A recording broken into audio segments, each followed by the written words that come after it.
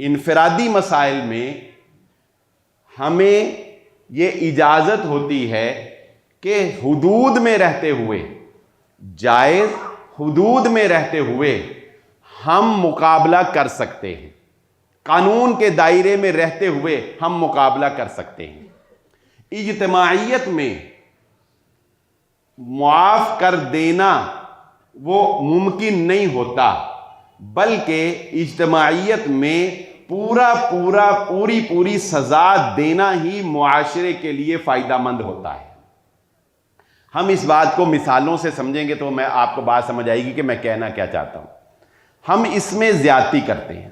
مثال کے طور پہ ایک آدمی نے مسجد سے جوتی چوری کی، یہ غلطی ہے، یہ جرم ہے، لیکن کیا اس جرم کی سزا یہ ہے کہ اس کو 100 جوتے مارے جائیں؟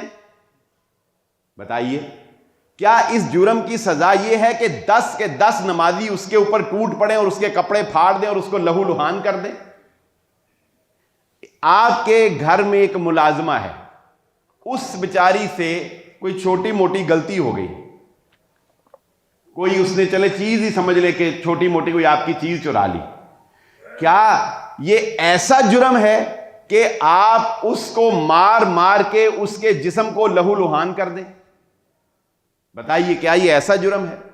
کیا اس چھوٹے سے جرم کی یہ سزا ہے؟ آپ کی بیوی سے کوئی آپ کی نافرمانی ہو گئی، کیا اس کی سزا یہ ہے کہ آپ اسے طلاق دے دیں؟ کیا اس کی سزا یہ ہے کہ آپ اس کے اوپر ہاتھ اٹھائیں؟ کیا شریعت نے درجہ بندی نہیں کی؟ شریعت نے کہا تم نے اگر بیوی کی نافرمانی فیس کی ہے، اس کو نصیحت سے سمجھاؤ، پیار سے سمجھاؤ، نہیں سمجھتی بڑوں کو بٹھاؤ، نہیں سمجھتی بستر الگ کر دو، اگر وہ بے حیائی کی طرف آئے تو پھر تم اسے زد و کوب کر سکتے ہو۔